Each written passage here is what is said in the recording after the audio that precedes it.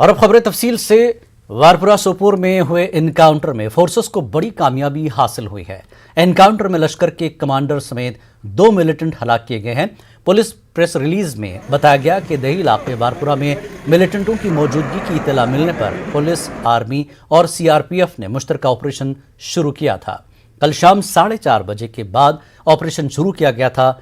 Searching party पर गांव में एक जगह पर भारी फायरिंग की गई। एक रिहायशी मकान में छुपे मिलिटेंटों ने अंधाधुंध फायरिंग कर दी थी। यहां फोर्सेस की जवाबी कार्रवाई के बाद बाज़ाब्ता इनकाउंटर शुरू हो गया। रात भर चले इस ऑपरेशन के दौरान वारपुरा का रहने वाला फयाज अहमद वार और रुकाना और उमर और चिरपुरा बडगाम का शाहीन अहमद मीर हलाक किए गए। दोनों मिलिटेंट लश्कर से वाबस्ता थे।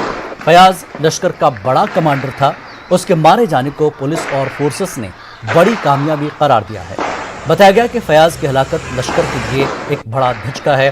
पुलिस के मुताबिक तकरीबी सरगर्मियों में मुलविस होने पर फयाज के सर पर 10 लाख रुपए इनाम रखा गया था। एनकाउंटर के मकाम से कुछ काबिल एतराज़ अशिया और असलहा गोला बारूद बरामद किया गया है।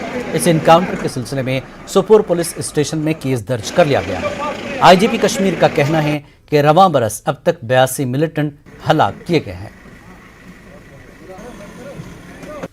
कल दोपहर में श्रीनगर पुलिस को एक इत्तला मिली थी कि सोपोर एरिया में लश्कर तैयबा के 2 टेररिस्ट छिपे हुए हैं। तो पुलिस, सीआरपी, आर्मी मिलकर कॉर्डन डाला। कॉर्डन डालते ही फायरिंग शुरू हो गया।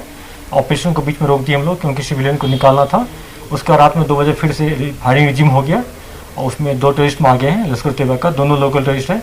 उसमें फैज वार्द, उमर भी बोलते हैं, और ये 2008 से एक्टिव मिलिटेंट था, बीच में छोड़ दिया था, फिर से ज्वाइन कर लिया था लास्ट ईयर।